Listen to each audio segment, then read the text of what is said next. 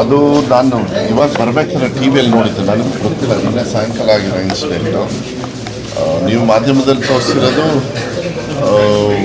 ಈ ಥರ ಹಿಂಗೆ ಗಲಾಟೆ ಆಗಿದೆ ಮತ್ತು ಯಾವುದೋ ಬ್ಯಾನರು ಕಟ್ಟೋ ವಿಚಾರದಲ್ಲಿ ಅಂತ ಹೇಳಿ. ಪಾಪ ಯಾರೋ ಚಂದ್ರಶೇಖರ್ ರಾಜಶೇಖರ್ ಅಂತ ಒಬ್ಬ ಹುಡುಗ ತೀರ್ಕೊಂಡು ಹೋಗಿದ್ದಾನೆ. ಕಾಂಗ್ರೆಸ್ ಕಾರ್ಯಕರ್ತ ಅಂತೇಳಿ ನೀವೇ ತೋರಿಸ್ತಾ ಇದ್ದೀರಾ. ಯಾರೇ ಆದ್ರೂ ಯಾರು ಕೂಡ ಈ ಥರ ಹಂತಕ್ಕೆ ಹೋಗಬಾರ್ದು. ಇದು ಮುಂಚೆ ಅವ್ರಿಗೆ ಪರಂಪರೆ ಏನಾದ್ರು ಆ ಥರದ್ದು ಸ್ವಭಾವ ಮುಂಚೆಯಿಂದನೂ ಕೂಡ ಇದೆ ಅಲ್ಲಿ, ತಮಗೆ ಗೊತ್ತಿದೆ. ನಾನು ಯಾರನ್ನೂ ಬ್ಲೇಮ್ ಮಾಡೋದು ಒಬ್ಬ ಸಚಿವನಾಗಿ ನಂದು ತಪ್ಪಾಗ್ತದೆ. ಯಾರೇ ಕಾನೂನನ್ನು ಕೈಗೆ ತಗೊಂಡಿದ್ದಾರೆ ಅಂತ ಹೇಳಿದರೆ ಅವ್ರ ವಿರುದ್ಧ ಶಿಕ್ಷೆ ಆಗಬೇಕು. ಇದು ಯಾವಾಗಲೂ ಅಷ್ಟೇ ನ್ಯಾಯ ಗೆಲ್ಲಬೇಕೆ ಹೊರತು ಕಾನೂನು ಗೆಲ್ಲಬೇಕೆ ಹೊರತು ಈ ಥರ ಎಲ್ಲ ಹೋಗ್ಬಿಟ್ರೆ ತಪ್ಪಾಗ್ತದೆ. ಅಮಾಯಕರು ತೊಂದರೆ ಆಗುತ್ತೆ, ಗಲಾಟೆ ಆಗ್ತಕ್ಕಂಥದ್ದು law and order problem. I think if somebody is trying to create a law and order problem, they have to be dealt. ಭಾಳ ಸ್ಟ್ರಿಕ್ಟಾಗಿ ಡೀಲ್ ಮಾಡಬೇಕಾಗುತ್ತೆ, ಅದು ಕಾನೂನು ಮಾಡುತ್ತೆ ಅಂತೇಳಿ ವಿಶ್ವಾಸ ಇದೆ. ಈ ಟೈಮಲ್ಲಿ ನಾನು ಏನೇ ಹೇಳೋದಾದ್ರೂ ಸ್ವಲ್ಪ ತಪ್ಪಾಗ್ಬೋದು, ಕರೆಕ್ಟಾಗಿ ತಿಳ್ಕೊಂಡು ಹೇಳ್ತೀನಿ. ಬಟ್ ಕಾನೂನಲ್ಲಿ ಯಾರೇ ತಪ್ಪು ಮಾಡಿದ್ರು ತಗೋಬೇಕು. ಅವ್ರೇನೋ ಗುಂಡೆಲ್ಲ ಸಿಕ್ಕಿದೆ, ಅದು ಶೆಲ್ಸ್ ಎಲ್ಲ ಸಿಕ್ಕಿದೆ, ಫೈರಿಂಗ್ ಬೇರೆ ಆಗಿದೆ, ಪ್ರೈವೇಟ್ ಅವ್ರು ಯಾರೋ ಫೈರ್ ಮಾಡಿದ್ದಾರೆ ಅಂತ ಹೇಳಿದ್ದಾರೆ. ಅದಕ್ಕೆ ಇದೆಲ್ಲ ಮಾಧ್ಯಮದ ಮೂಲಕನೇ ನಮಗೆ ಸಿಕ್ಕಿದೆ. ನಾನು ಯಾವುದೇ ಅಧಿಕಾರಿಯಾಗಲಿ ಯಾವ ಕಡೆಯಿಂದನೂ ನಾನು ವೈಯಕ್ತಿಕವಾಗಿ ಮಾಹಿತಿ ತೊಗೊಂಡಿಲ್ಲ. ಈಗ ಬರಬೇಕಾದ್ರೆ ನಾನು ಕಾರಲ್ಲಿ ನೋಡಿದ್ದೆ, ನನಗೂ ಗೊತ್ತಿರಲಿಲ್ಲ.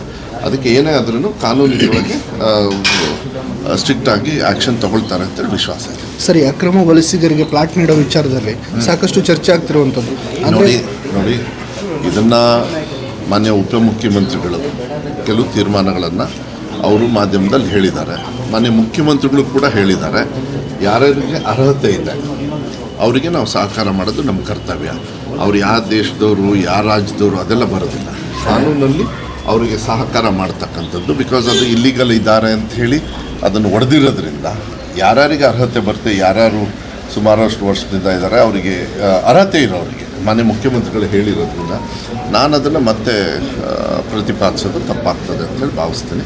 ಅದನ್ನ ಕರೆಕ್ಟಾಗಿ ಅವ್ರಿಗೆ ಯಾರಿಗೆ ಅರ್ಹತೆ ಇದೆ ಅದನ್ನು ಮಾನ್ಯ ಮುಖ್ಯಮಂತ್ರಿಗಳು ತೀರ್ಮಾನ ಅಂತೇಳಿ ಆಗ್ತದೆ. ಸರ್, ಇವತ್ತಿನ ಸಭೆ ಸರ್ ಇವತ್ತೇನಿಲ್ಲ, ಈಗ ಮತ್ತೆ ವಾಟರ್ ಅಲೊಕೇಶನ್ಸ್ದು ಮತ್ತು ಮೀಟಿಂಗ್ ಮಾಡಬೇಕು ಅಂಥ ಸೀರಿಯಸ್ ತೊಂದರೆ ಆಗೋದಿಲ್ಲ. ಎಲ್ಲರ ಅಭಿಪ್ರಾಯ ತಗೊಂಡು ಎಲ್ಲರಿಗೂ ಸಮಾಧಾನದಿಂದ ಯಾವ ರೀತಿ ವಾಟರ್ ಅಲೊಕೇಶನ್ ಆಗಬೇಕೋ ಆ ರೀತಿ ಮಾಡ್ತಕ್ಕಂಥದ್ದು ವ್ಯವಸ್ಥೆಯನ್ನು ಮಾಡೋದು.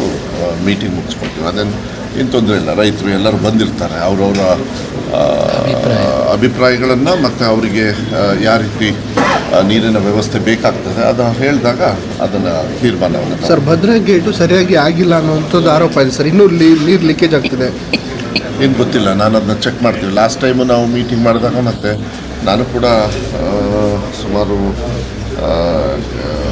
ICC ಮೀಟಿಂಗ್ ಅಲ್ಲದೇನು ಪ್ರೈವೇಟಾಗಿ ತಗೊಂಡಾಗ ಏನೋ ಈ ರಿಪೇರ್ ಟೈಮಲ್ಲಿ ಸ್ವಲ್ಪ ನಮಗೆ ಕಾಲಾವಕಾಶ ಬೇಕು ಅಂಥೇಳಿ ಅದು ಮೋಸ್ಟ್ಲಿ ಈಗ ರಿವ್ಯೂವಲ್ಲಿ ಈಗ ಬರ್ತದೆ. ಅದು ಬಂದಮೇಲೆ ನಾನು ಏನಾಗುತ್ತೆ. ಈಗ ಭದ್ರಾ ನಾಲ ಸಿಕ್ಕಾಪಟ್ಟೆ ಶಿಥಿಲಾಗಿದೆ, ಈಗ ನೀರು ಬಿಟ್ಟರೆಲ್ಲ ಸೋರಿಕೆ ಆಗುತ್ತೆ ಗೊತ್ತಿಲ್ಲ. ಈಗ ಅದನ್ನು ನಾನು ಕೇಳಬೇಕಂತ. ಒಂದು ಕಡೆಗೆ ಸೇಫ್ ಗಾರ್ಡ್ ಮಾಡಬೇಕು, ಗೇಟ್ ರಿಪೇರ್ಸ್ ಮಾಡಬೇಕು.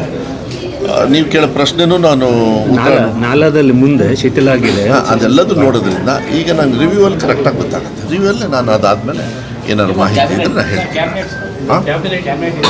ಕ್ಯಾಬಿನೆಟ್ ಇದೆ 4 ಗಂಟೆಗೆ. ಅದಕ್ಕೆ ನಾನು ಸ್ವಲ್ಪ ಬೇಗ ಹಾಕಿದೆ. ಪಾಪ ಎಲ್ಲರಿಗೂ ನನ್ನಿಂದ ತೊಂದರೆ ಆಯಿತು, ನಿಮ್ಮೊಂದು ಸೇರಿಸಿ.